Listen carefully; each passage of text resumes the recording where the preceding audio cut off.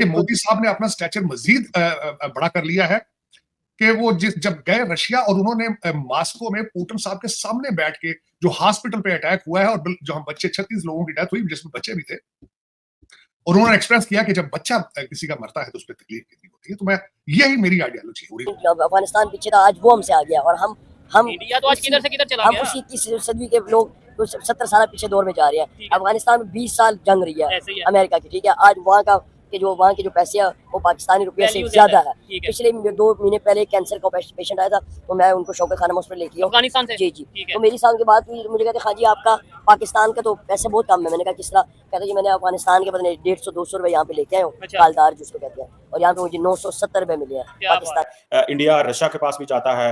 India जो है वो दुनिया के बाकी ममालिक के साथ भी अपने अच्छे ताल्लुकात है, तमाम ग्लोबल प्लेयर्स के साथ उसने अपने रखा हुआ है एक, और नेटो जैसा जो प्रोमिनेंट मिलिट्री अलायंस है जो कि 1949 का है, उसका मेंबर बनने के लिए इंडिया में एपेटाइट नहीं है। इंडिया न्यूक्लियर वेपन है, स्टेट है, इंडिया के पास कॉन्टिनेंटल बैलिस्टिक मिसाइल्स हैं, इवन बिजली के बिल भी अमेरिका उस फैसले तमाम अमेरिका नहीं कर रहे हैं। आपने जो बटन जो आपने शर्ट पहनी है ना उसके पे भी आपने अमेरिका को कर लिया है, क्योंकि आप IMF के गुलाम है जी और रहना आप। रशिया के पास से इमरान खान गया था तेल लेने और उसको अंदर कर दिया कि क्यों गया? तो ये इंडिया के प्राइम मिनिस्टर उधर गए हैं, उन्हें तो वो इंडिया के गए ना, वो उन्होंने IMF से कर्जा तो नहीं लिया ना, वो तो हमने लिया।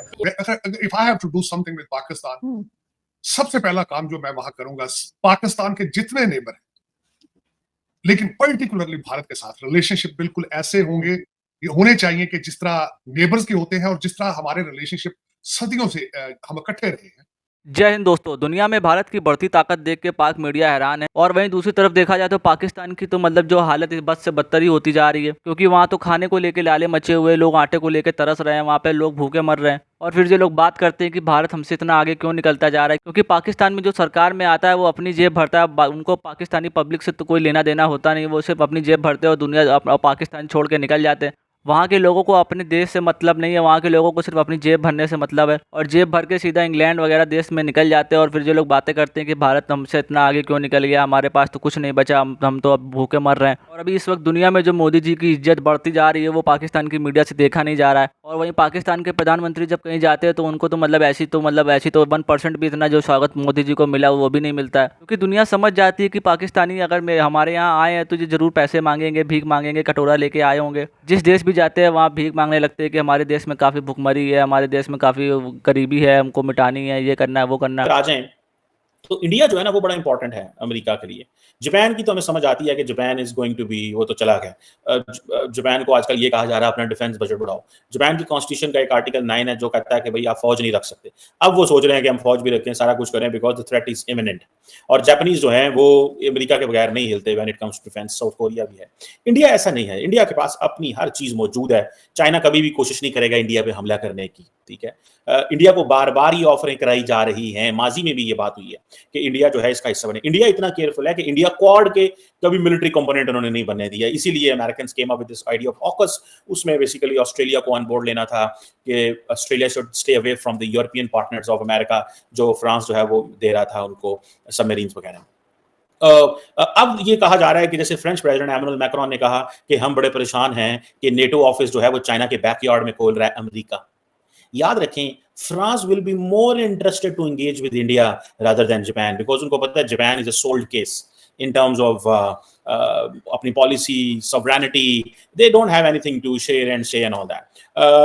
अब नेटो अगर नए फुटप्रिंट एस्टैब्लिश करना चाहता है इंडो पैसिफिक के अंदर, अमेरिकन्स कहते हैं द कमिंग फ्यूचर जो है, the future of the world will be written in this part of the world.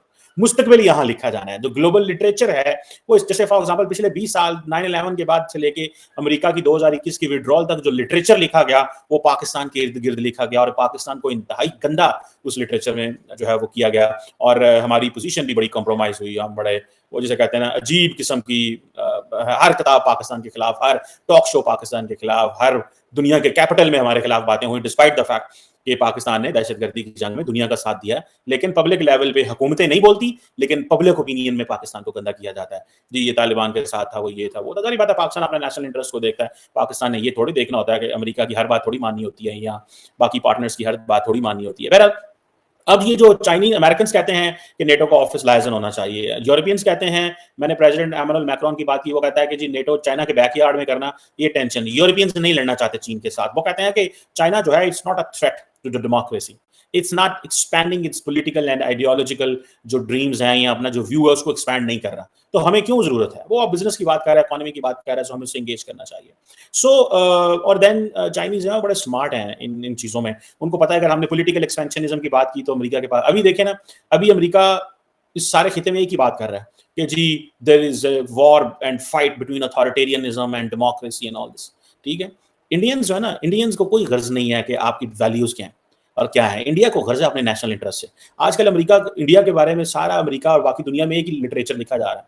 वो एक ही बात कह रहे हैं, वो कह रहे हैं यार इंडिया जो है वो अपने नेशनल इंटरेस्ट को फॉलो करता है, उसको वैल्यूज और इन चीजों से कोई गर्ज नहीं है. मैं हमेशा एक बात पे बार बार ये जोर देता हूँ आरजू, वी हैव वेरी लिमिटेड, हमारे जो डिफरेंसेस बहुत कम है, हमारे सिमिलैरिटीज बहुत ज्यादा. We need to capitalise.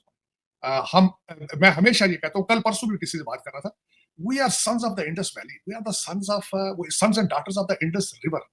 हमारा कल्चर सदियों से एक जैसा, और हम सदियों से इकट्ठे रहे हैं, हमारे डिफरेंसेस मौजूद नहीं है. और दूसरा, मैं जो सबसे पहले तो रिलेशनशिप ठीक करूं, और दूसरा लोगों को बताऊं कि religion is your personal matter. बिल्कुल. टू डू विद योर, और घर के अंदर जैसे जो मर्जी करो. और तीसरा, कल किसी से बात कर रहा था, ईश्वर, भगवान, परमात्मा, खुदा, अल्लाह ताला, सारा एक ही चीज का नाम है. इसको डिवाइड करने के पीछे आपके पॉलिटिकल मोटिव्स होते हैं. और इसको सबसे पहले हमें फ्यूचर, अब मैं बल्कि बिलखुसूस आरजू, आज हम जो बात कर रहे थे, मेरी नजर में देखें, लोग मुझ पर मुख्तलिफ किस्म के इल्जाम लगाते हैं, विच आई डोंट केयर. मोदी साहब क्या ट्रिप के बारे में बात आज करना चाहूंगा, और जो रशिया में और ऑस्ट्रेलिया में दोनों जगह पे जाके उन्होंने जो है जंगों के खिलाफ बात की.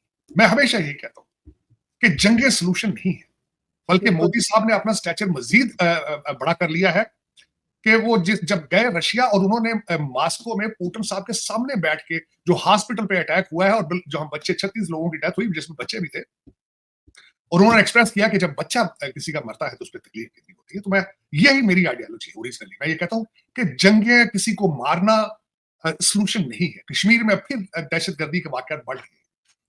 अगले दिन वहां फौजी 5 जो है वो मारे गए हैं. वो किसी के बच्चे हैं, किसी के भाई हैं. ये सोल्यूशन नहीं है मारना. मैं, आप इंसानों की बात करते हैं तो किसी जानवर को भी दुख देने के हक में नहीं हूं. पता नहीं फिर लोग ये किस तरह एक दूसरे के साथ इतनी सख्त बातें करके जिंदा रहते हैं, या जमीर उनका क्या उनको कहता है. मैं तो इस हक में नहीं हूं. मैं आप सोच नहीं सकते कि सारा दिन अफसोस है आपके आरजू इस बात पे कि आप, you don't have this opportunity in Pakistan, you missing out. मैं अभी ऑफिस में आया हूं तो सबसे पहले मेरे दोस्त जो आगे सबसे पहले मुझे मिले हैं, he is Hindu from Virginia, मिले हैं.